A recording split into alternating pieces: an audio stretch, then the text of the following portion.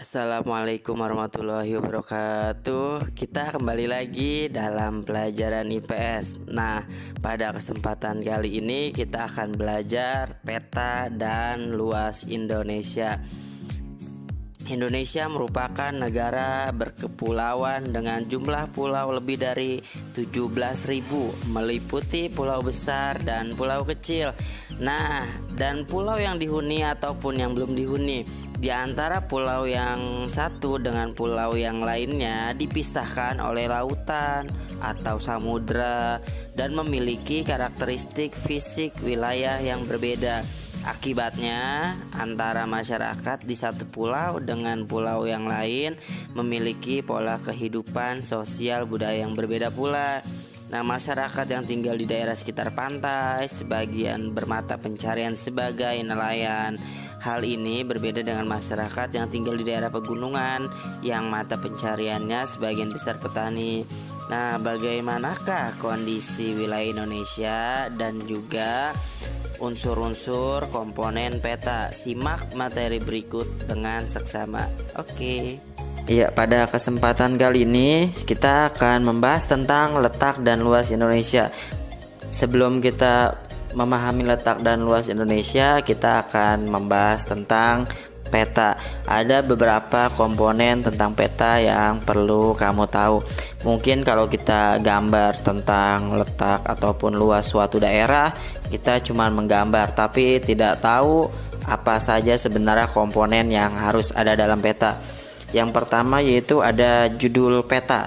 Judul peta yaitu menunjukkan sesuatu pada peta. Sebagai contoh, judul sebuah peta, peta penggunaan lahan Indonesia, maka isi dari peta tersebut adalah sebaran penggunaan lahan yang ada di Indonesia berupa pemukiman, hutan, perkebunan, dan lain-lain.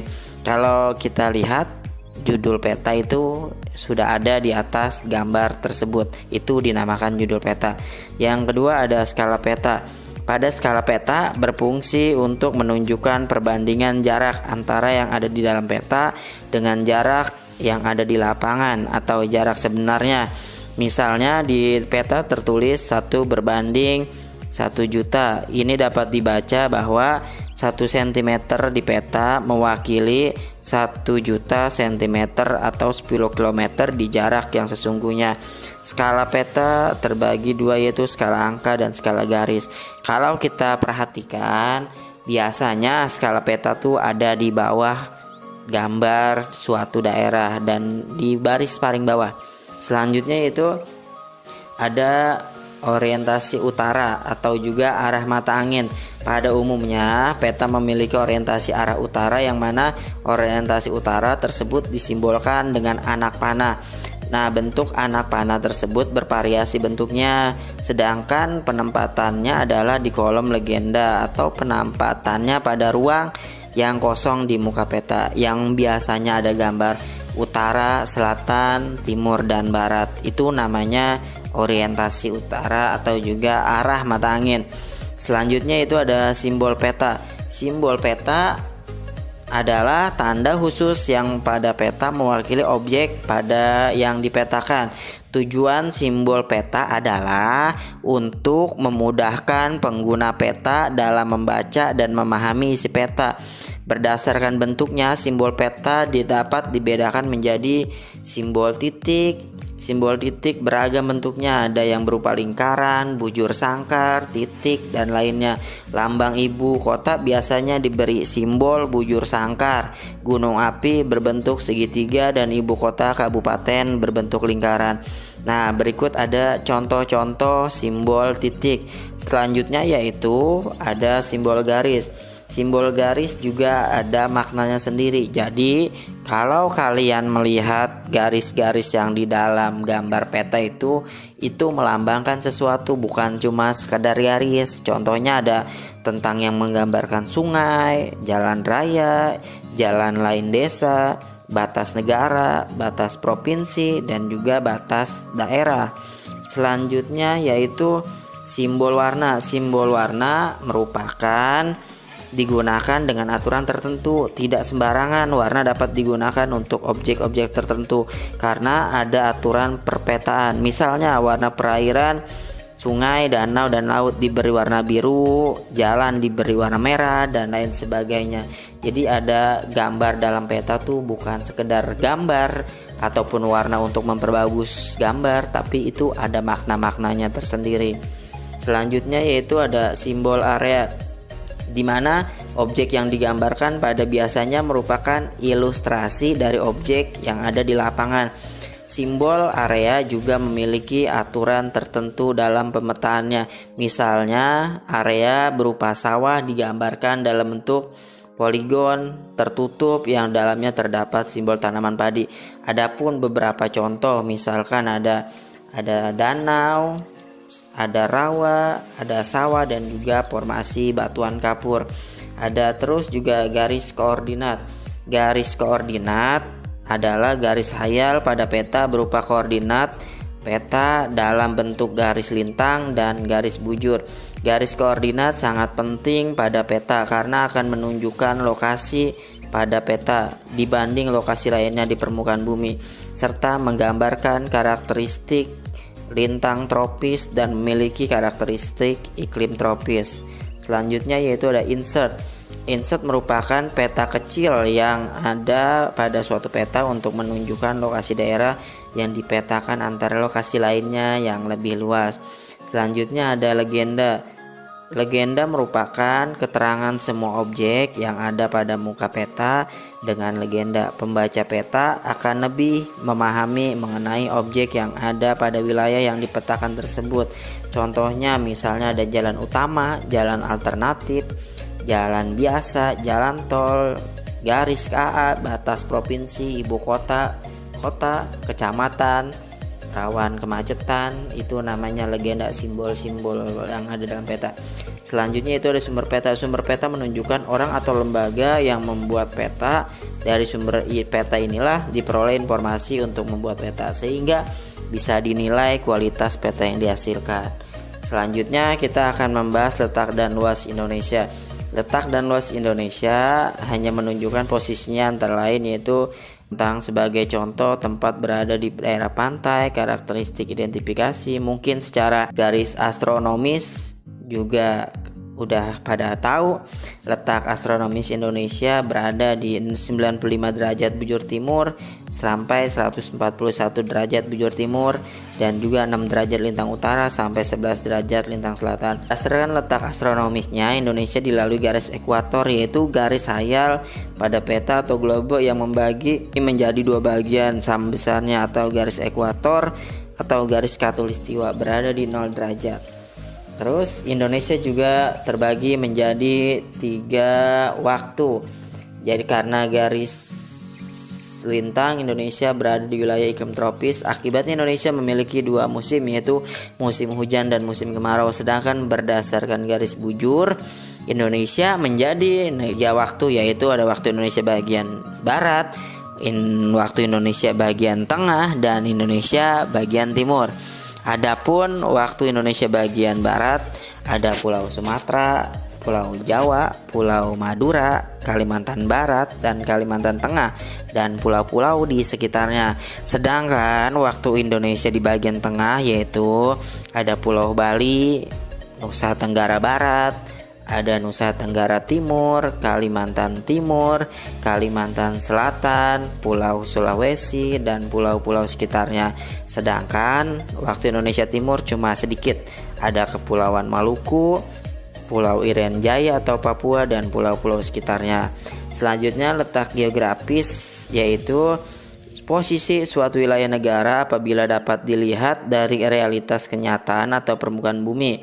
Adapun letak geografis Indonesia yaitu di antara 2 benua, yaitu benua Asia dan benua Australia. Kemudian juga berada di sekitar Samudra Hindia dan Samudra Pasifik. Selanjutnya yaitu negara Indonesia berbatasan dengan 10 negara tetangga, baik perbatasan darat, laut, Malaysia yaitu negara-negara Malaysia, Papua Nugini, Timor Leste. Sedangkan batas lautnya negara India, Singapura, Vietnam, Malaysia, Palau, Papua Nugini, Australia, dan Timor Leste. Batas wilayah Indonesia jika dilihat dari posisinya itu Untuk sebelah utara, wilayah Indonesia berbatasan dengan negara Malaysia, Singapura, Palau, Filipina, dan Laut Cina Selatan. Sedangkan di sebelah barat, wilayah Indonesia berbatasan dengan Samudra Hindia. Sedangkan sebelah selatan, wilayah Indonesia berbatasan negara Timur Leste, Australia, dan Samudra Hindia. Sedangkan sebelah timur, Indonesia berbatasan dengan Papua Nugini dan Samudra Pasifik. Keuntungan ditinjau dari letak geografisnya. Negara Indonesia letak geografisnya sangat strategis. Wilayah Indonesia merupakan jalur lalu lintas perdagangan dunia antara negara-negara Asia Timur dengan negara-negara yang ada di Eropa, Afrika, dan Timur Tengah dan India. Kapal-kapal dagang membuat berbagai macam komoditas dari Jepang, Cina, dan negara-negara lainnya melalui teritorial Indonesia menuju ke negara-negara tujuan yang ada di Eropa. Indonesia juga dilalui jalur perdagangan dari Asia, Australia, dan Selandia Baru. Oleh karena itu, letak geografis Indonesia akan berpengaruh terhadap kehidupan sosial, ekonomi, dan budaya karena banyak dilalui dan juga tempat persinggahan bagi para pedagang dahulunya yang menggunakan kapal. Selanjutnya yaitu letak geologis, yaitu berada di 3 lempeng antara lain lempeng Eurasia, lempeng Pasifik, dan juga lempeng Hindia. Dengan posisi tersebut maka akan membuat Indonesia mempunyai banyak gunung api. Keuntungan letak geologi Indonesia adalah berbagai macam potensi dari sumber daya, energi, dan mineral. Selanjutnya luas Indonesia. Letak Indonesia memiliki letak yang strategis. Indonesia juga memiliki wilayah yang luas. Menurut Badan Informasi Geospasial, luas Indonesia, daratan Indonesia adalah 1.922.570 km persegi. Sedangkan luas perairan Indonesia 3.257.483 km persegi. Apabila dibandingkan dengan wilayah lainnya, maka luas Indonesia, daratan, dan lautan adalah kurang lebih sama dengan Eropa dan hampir sama dengan Amerika Serikat dan Australia. Indonesia memiliki daratan yang terdiri dari 13.466 pulau sehingga merupakan salah satu negara kepulauan yang terbesar di dunia, sehingga dengan banyaknya pulau yang ada akan membuat garis pantai sangat besar, yaitu 99.030 km. Terima kasih sudah menonton.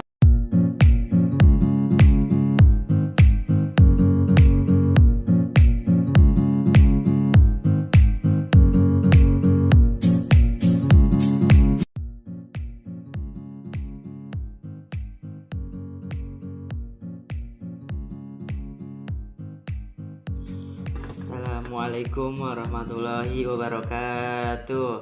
Kembali lagi kita dalam pelajaran IPS. Pada kesempatan kali ini kita akan membahas tentang potensi sumber daya alam dan kemaritiman Indonesia. Indonesia dikenal sebagai negara dengan potensi sumber daya alam yang sangat besar. Indonesia juga dikenal sebagai negara maritim dengan potensi kekayaan maritim yang sangat besar.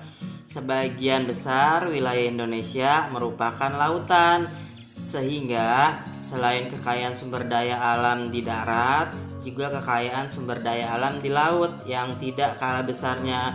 Potensi sumber daya alam dan kemaritiman apa saja yang dimiliki Indonesia? Di mana saja potensi sumber daya alam dan kemaritiman tersebut berada?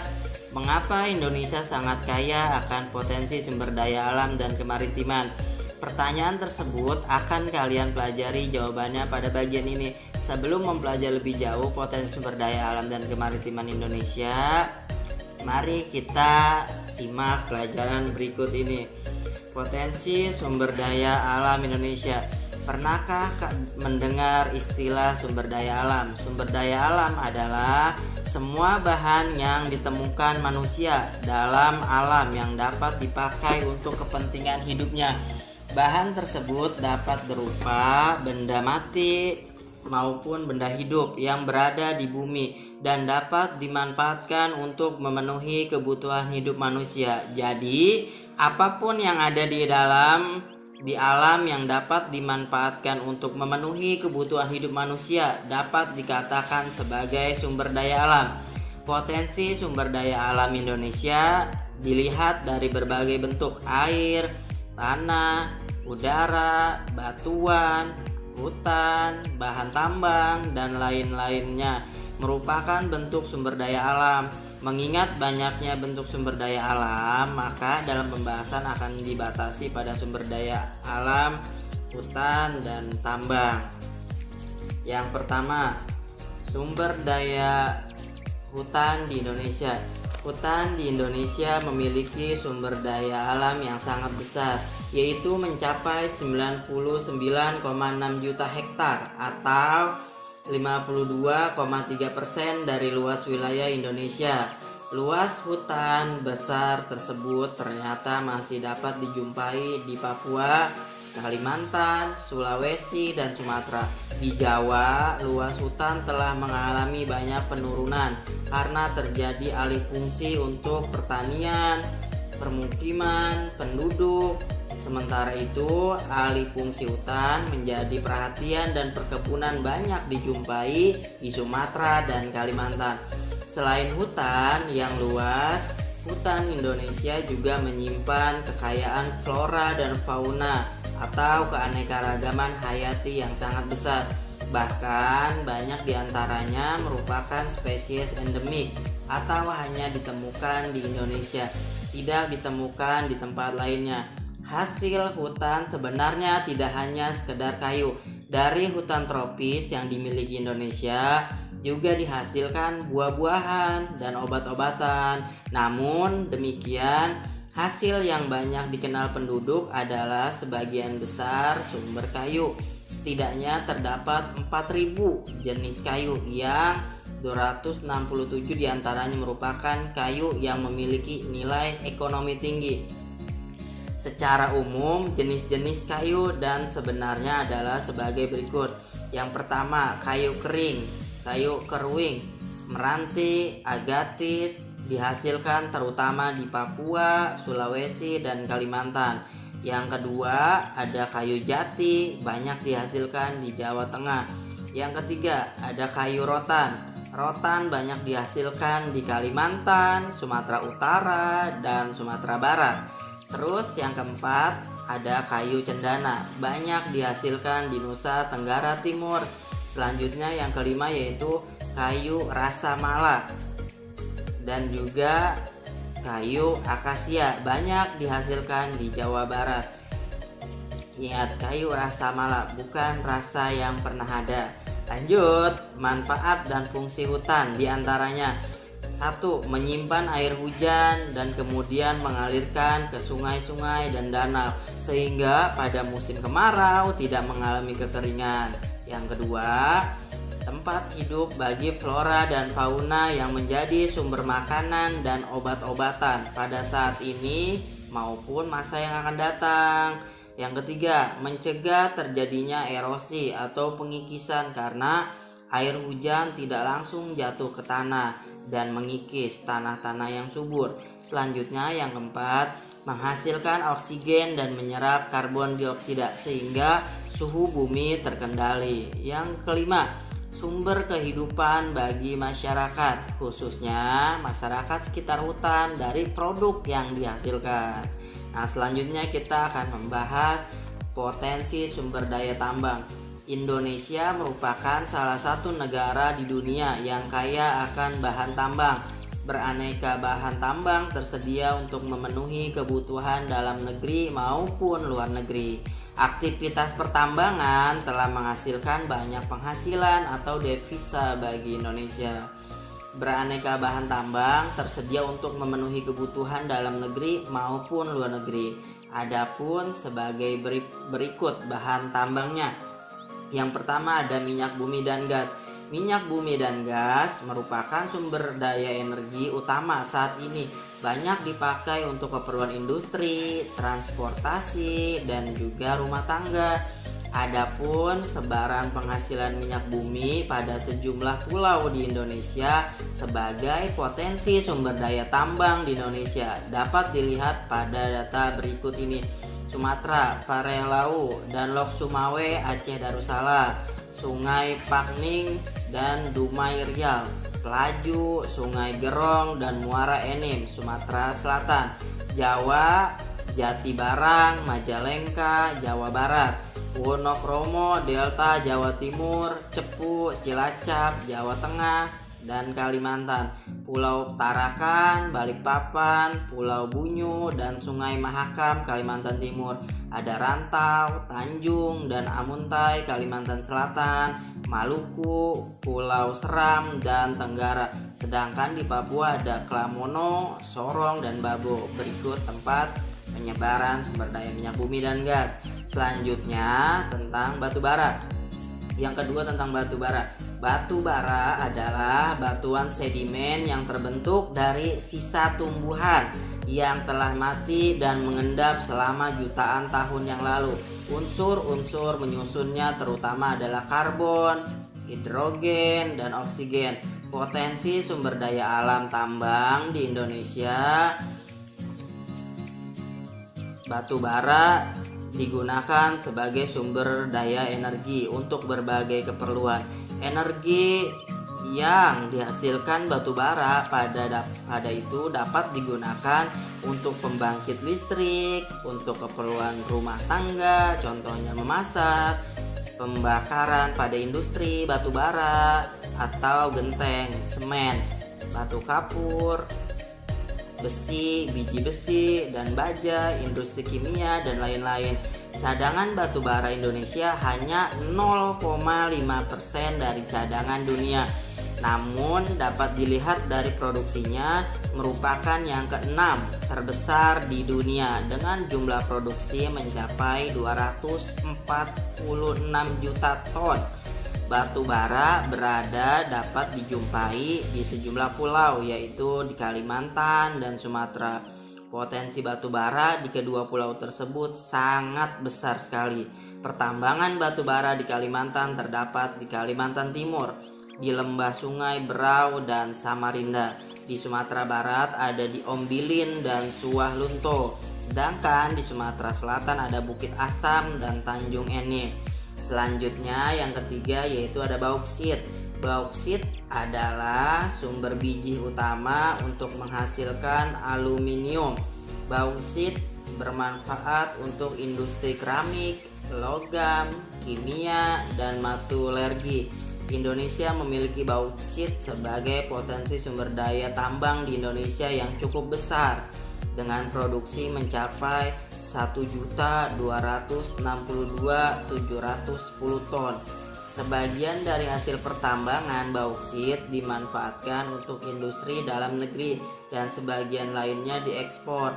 Bauksit ditambang di daerah Riau, di Pulau Bintan, dan di Kalimantan Barat ada di Singkawang. Selanjutnya yang keempat ada pasir besi. Pasir besi dimanfaatkan untuk industri logam besi dan juga industri semen. Akibat aktivitas pertambangan pasir besi sebagai sumber daya tambang di Indonesia dapat ditemukan di Cilacap, Jawa Tengah, di Sumatera, Lombok, Yogyakarta, Gunung Tegak di Lampung, Pegunungan Fairbanks, Sulawesi Selatan, dan Pulau Sebuku, Kalimantan Selatan. Selanjutnya ada emas. Emas umumnya dimanfaatkan untuk perhiasan. Berdasarkan dari data Tekmira ESDM, produksi emas di Indonesia pada tahun 2003 mencapai 141.019 ton. Emas ditambang di Jawa Barat, di Cikotok dan Pongkor. Di Papua ada Freeport dan Timika, sedangkan di Kalimantan Barat ada Sambas. Di Nanggro Aceh Darussalam ada di Meulabo. Di Sulawesi Utara ada di Bolaang, Mongondo, Minahasa. Di Riau ada di Logos, dan di Bengkulu ada di Rejang Lebong. Selanjutnya yaitu ada timah. Timah dimanfaatkan sebagai bahan baku logam pelapis, solder, cenderamata, dan lain-lain. Aktivitas penambangan timah sebagai potensi sumber daya tambang di Indonesia terdapat di Sungai Liat atau Pulau Bangka, di Manggara, Pulau Belitung, dan Dabo, Pulau Singkep, serta Pulau Karimun. Selanjutnya yang ketujuh ada tembaga. Tembaga banyak dimanfaatkan dalam industri peralatan listrik, industri konstruksi, pesawat terbang, kapal laut, atau pipa, atau dekorasi rumah, mesin-mesin pertanian, dan pengatur suhu ruangan, serta lain-lainnya. Aktivitas penambangan tembaga terdapat di Papua oleh PT Freeport. Selanjutnya ada nikel. Nikel adalah bahan paduan logam yang banyak digunakan pada industri logam. Nikel sebagai potensi sumber daya tambang di Indonesia, ditambang di daerah Sorowako, Sulawesi Tenggara. Daerah ini yang memiliki potensi nikel adalah Papua dan Maluku. Selanjutnya ada aspal. Aspal digunakan sebagai bahan utama untuk membuat jalan. Aspal sebagai potensi sumber daya tambang di Indonesia, ditambang di Pulau Buton, Sulawesi Tenggara. Yang selanjutnya 10 yaitu ada mangan. Mangan banyak digunakan untuk proses pembuatan besi baja, pembuatan baterai kering, keramik, gelas, dan sebagainya. Mangan sebagai potensi sumber daya tambang di Indonesia, ditambang di daerah Tasikmalaya, Jawa Barat, di Keripan, Yogyakarta, dan Martapura, Kalimantan Selatan. Yang 11 ada belerang. Belerang sebagai potensi sumber daya tambang di Indonesia yang banyak ditemukan di Welirang, Jawa Timur, dan Gunung Patuha, Jawa Barat. Yang ke-12 ada marmer. Marmer terbentuk dari proses malihan batu gamping atau batu kapur. Suhu dan tekanan bekerja pada batu gamping karena adanya tenaga endogen atau tenaga dari dalam bumi.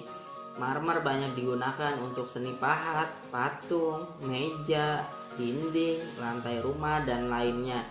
Marmer sebagai potensi sumber daya tambang di Indonesia, ditambang di Tulung Agung, Jawa Timur, di Lampung, dan di Makassar. Selanjutnya ada yodium. Nah, yodium digunakan sebagai bahan baku utama untuk larutan obat dalam alkohol, kesehatan, herbisida, industri disinfektan, serta digunakan dalam garam agar lebih sehat. Yodium sebagai potensi sumber daya tambang di Indonesia, ditambang di Semarang, Jawa Tengah, dan Mojokerto, Jawa Timur. Selanjutnya kita akan membahas tentang potensi kemaritiman di Indonesia. Luas laut Indonesia mencakup 2/3 dari luas wilayah Indonesia, yaitu 5,8 juta km persegi. Di dalam laut tersebut tersimpan kekayaan alam yang sangat luar biasa besarnya. Potensi sumber daya laut Indonesia tidak hanya berupa ikan, tetapi juga bahan tambang seperti minyak bumi, nikel, emas, bauksit, pasir, biji besi, timah, dan lain-lain yang berada di bawah permukaan laut. Kekayaan yang dapat dimanfaatkan dari sumber daya laut yang lain adalah sumber daya alam berupa mangrove, terumbu karang, dan lain-lain. Sumber daya tersebut dikenal dengan sumber daya pesisir. Potensi sumber daya laut Indonesia. Yang pertama ada perikanan. Perikanan, sumber daya perikanan laut merupakan salah satu potensi sumber daya laut di Indonesia. Sejak dahulu telah dimanfaatkan penduduk. Laut Indonesia memiliki angka potensi lestari yang besar, yaitu 6, juta ton per bulan. Potensi lestari adalah potensi penangkapan ikan yang masih memungkinkan bagi ikan untuk melakukan regenerasi hingga jumlah ikan yang ditangkap tidak mengurangi populasi ikan. Berdasarkan aturan internasional, tangkapan yang diperbolehkan adalah 80% dari potensi lestari tersebut di sekitar 5,12 juta ton per tahun. Kenyataannya, jumlah hasil tangkapan ikan di Indonesia belum mencapai angka tersebut. Ini berarti masih ada peluang untuk meningkatkan jumlah tangkapan yang diperbolehkan. Jika dibanding sebaran potensi ikannya, terlihat adanya perbedaan secara umum antara wilayah Indonesia Barat dan Timur. Di Indonesia bagian barat dengan rata-rata kediaman laut 75 meter, jenis ikan banyak ditemukan adalah ikan pelagis kecil. Kondisi agak berbeda di kawasan Indonesia Timur dengan rata-rata kedalaman laut 4.000 meter. Di kawasan Indonesia bagian timur banyak ditemukan ikan pelagis besar seperti cakalang dan tuna. Selain ikan yang tersedia di lautan, penduduk Indonesia juga banyak yang melakukan budidaya ikan, terutama di daerah pesisir. Di pantai utara Pulau Jawa, banyak masyarakat yang mengembangkan usaha budidaya ikan dengan menggunakan tambak. Jenis ikan yang dikembang di sana adalah ikan bandeng dan ikan udang. Kekayaan alam kita yang berupa ikan banyak diambil oleh nelayan dan negara lain berupa praktik pencurian ikan atau legalitas fishing. Ada beberapa wilayah perairan Indonesia yang rawan dengan kegiatan legal fishing. Wilayah yang paling rawan dengan praktik pencurian ikan adalah Laut Arafuru di Papua Timur, perairan Indonesia. Selanjutnya yaitu hutan mangrove. Hutan mangrove atau hutan bakau adalah tipe hutan yang berada di daerah pasang surut air laut. Ada dua fungsi hutan mangrove. Yang pertama, fungsi ekologis hutan mangrove. Fungsi ekologis hutan mangrove adalah sebagai habitat tempat hidup binatang laut untuk berlindung, mencari makanan, dan berkembang biak. Fungsi ekologis yang lain dari hutan mangrove adalah untuk melindungi pantai dari abrasi laut.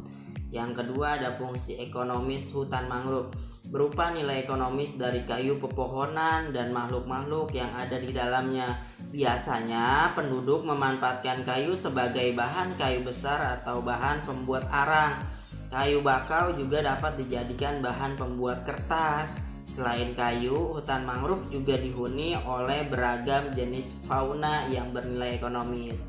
Misalnya ada udang, jenis ikan lainnya yang berkembang biak dengan baik di wilayah ini. Yang ketiga ada terumbu karang. Terumbu karang adalah batuan sedimen kapur di laut yang terbentuk dari kapur yang sebagian besar dihasilkan dari koral, binatang yang menghasilkan kapur untuk kerangka tubuhnya. Jika ribuan koral membentuk koloni, koral-koral tersebut akan membentuk karang. Kekayaan terumbu karang di Indonesia tidak hanya dari luasnya, akan tetapi juga keanekaragaman hayati yang ada di dalamnya. Keanekaragaman hayati terumbu karang sebagai potensi sumber daya laut di Indonesia juga yang tertinggi di dunia. Di dalamnya terdapat 2.500 jenis ikan, 2.500 jenis moluska, 1.500 jenis udang-udangan, dan 590 jenis karang. Manfaat terumbu karang tersebut adalah sebagai berikut. Yang pertama, dari manfaat ekonomi sebagai sumber makanan, obat-obatan, dan objek wisata bahari. Yang kedua, ada manfaat ekologis, mengurangi hempasan gelombang pantai yang dapat berakibat terjadinya abrasi. Dan yang terakhir, manfaat sosial ekonomi sebagai sumber perikanan yang dapat meringankan pendapatan para nelayan. Terumbu karang dapat menjadi daya tarik objek wisata yang dapat meningkatkan pendapatan penduduk sekitar dari kegiatan pariwisata. Oke, segitu adalah tentang potensi sumber daya alam yang ada di Indonesia. Terima kasih sudah menonton.